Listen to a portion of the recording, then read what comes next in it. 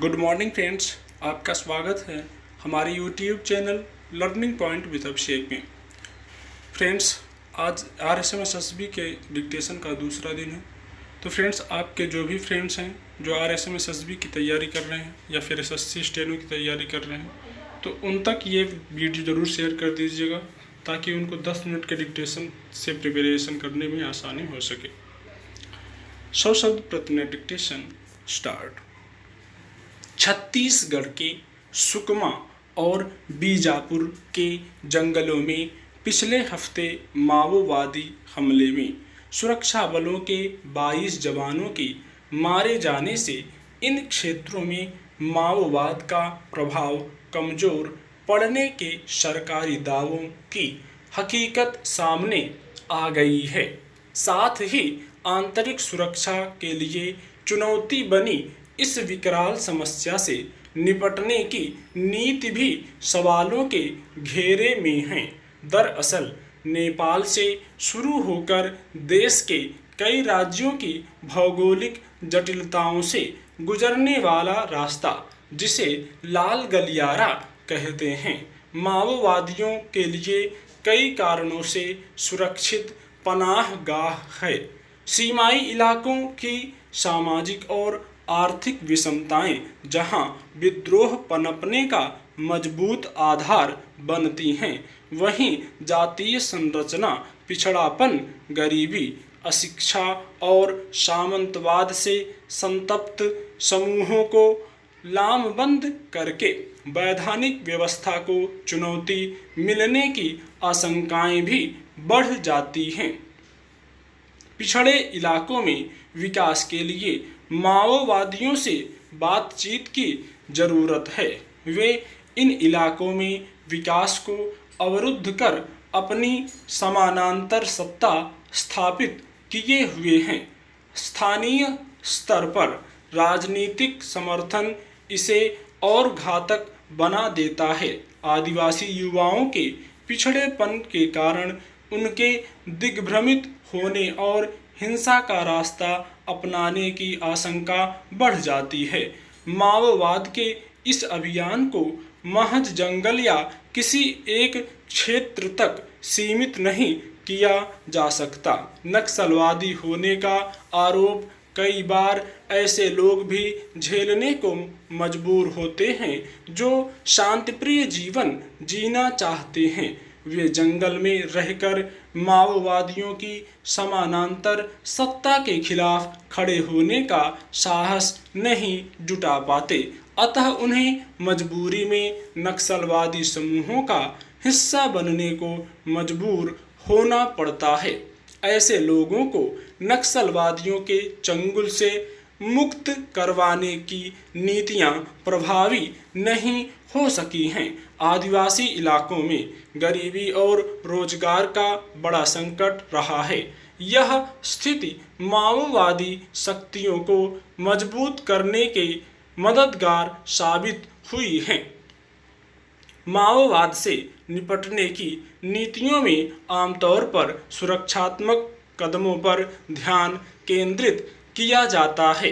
नक्सली समूहों में स्थानीय लोग शामिल होते हैं, इसलिए इसके लिए सैन्य विकल्प को ज़्यादा तरजीह देना समस्या को बढ़ाता रहा है। केंद्रीय रिजर्व पुलिस बल इन कार्रवाइयों में अग्रणी भूमिका में होती है।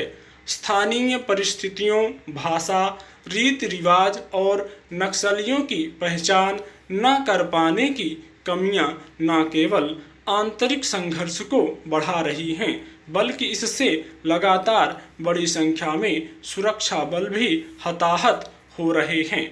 छत्तीसगढ़ में हाल के नक्सल विरोधी अभियान में कई ऐसी रणनीतिक खामियां सामने आई हैं, जिसकी कीमत कई जवानों को अपनी जान देकर चुकानी पड़ी।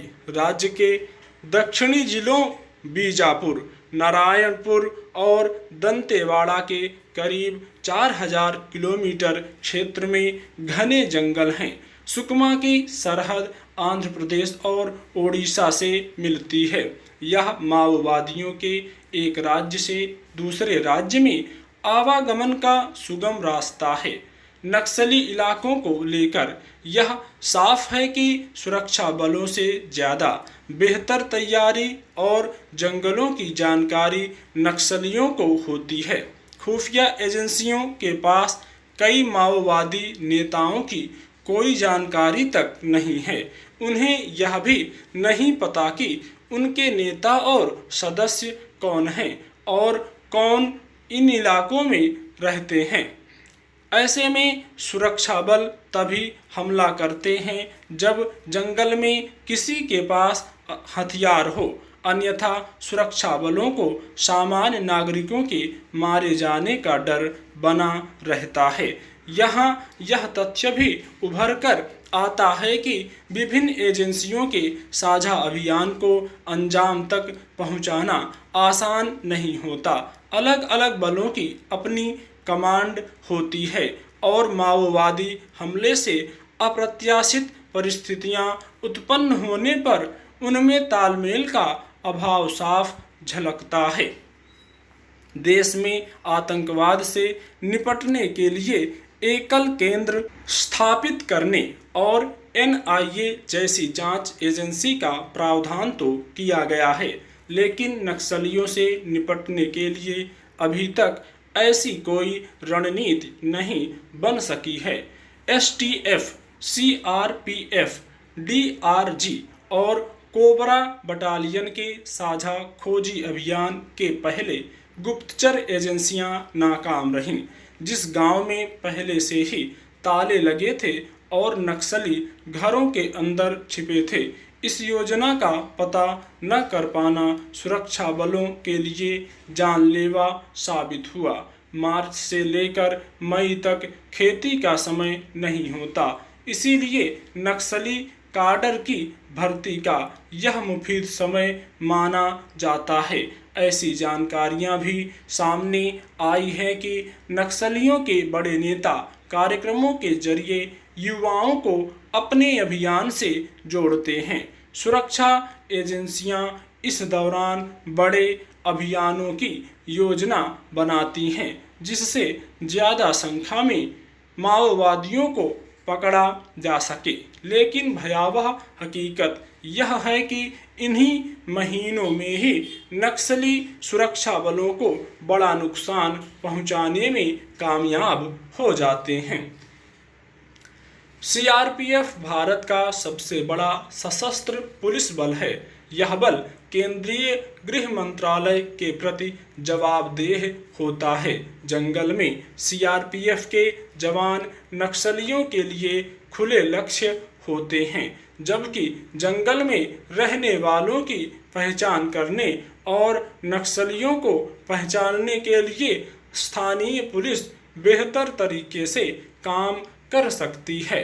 नक्सल विरोधी अग्रिम मोर्चे के बल डिस्ट्रिक्ट रिजर्व गार्ड में अधिकतर स्थानीय युवा भर्ती किए जाते हैं, जिनमें नक्सली संगठनों को छोड़कर मुख्य धारा में लौटने वाले युवा होते हैं। उन्हें स्थानीय होने का फायदा मिलता है। वे स्थानीय लोगों में आसानी से घुल मिल सकते हैं और पूर्व नक्सली होने की वजह से उनके तौर तरीकों के बारे में अच्छी जानकारी रखते हैं। माओवादी इलाकों में DRG जैसे स्थानीय बलों को ज़्यादा तरजीह देने और उन पर निर्भरता बढ़ाने की ज़रूरत है। वर्ष 1967 में ही all India committee on communist revolutionary का गठन किया गया था। इसमें पश्चिम बंगाल, ओडिशा, आंध्र प्रदेश, तमिलनाडु, उत्तर प्रदेश, केरल और जम्मू कश्मीर के नेता शामिल हुए थे और उन्होंने संगठन को मजबूत करने, सशस्त्र संघर्ष चलाने और गैर संसदीय मार्ग अपनाने का निर्णय लिया था। इससे यह साफ था कि वंचितों, गरीबों और शोषितों के हितों के नाम पर स्थापित संगठन ने लोकतंत्र की वैधानिक व्यवस्था को चुनौती देते हुए हिंसक और अलोकतांत्रिक रास्ता चुना। लोकतांत्रिक देश में जहां व्यवस्था परिवर्तन के लिए व्यापक संवैधानिक उपाय हैं, वहां आश्चर्यजनक रूप से माओवाद को मजबूत करने में बड़ी भूमिका स्थानीय राजनीति की भी रही है। यह देखा गया है कि राजनीतिक दल स्थानीय स्तर पर सत्ता हासिल करने के लिए नक्सलियों का समर्थन हासिल करने से भी परहेज नहीं करते और यह समस्या को ज़्यादा गंभीर बनाता है। बिहार के लंबे समय तक नक्सलग्रस्त संदेश प्रखंड का मॉडल पूरे देश में अपनाने की ज़रूरत है। इस इलाके में नक्सलियों का प्रभाव खत्म करने के लिए पंचायत चुनावों का सहारा लिया गया, जिसमें अधिकतर मुखिया माओवादी चुने गए, लेकिन समय के साथ विकेंद्रीकरण का फायदा जनता को मिला और लोगों का मोह माओवादियों से भंग हो गया। इस समय यह इलाका माओवाद के प्रभाव से मुक्त है। इससे साफ है कि राज्य सरकारों को स्थानीय स्तर पर विकेंद्रीकृत शासन व्यवस्था को मजबूत करने और छत्तीसगढ़ सहित देश के माओवाद ग्रस्त इलाकों में राजनीतिक दलों को अपना काडर बढ़ाने की जरूरत है। इससे लोकतांत्रिक सहभागिता बढ़ेगी और माओवादी शक्तियों की समांतर सत्ता को कमजोर किया जा सकेगा। दरअसल केंद्र और राज्य में अलग अलग राजनीतिक दलों की सरकारें होने का असर नक्सलवाद से निपटने की रणनीति और तौर तरीकों को प्रभावित करता है। स्टॉप।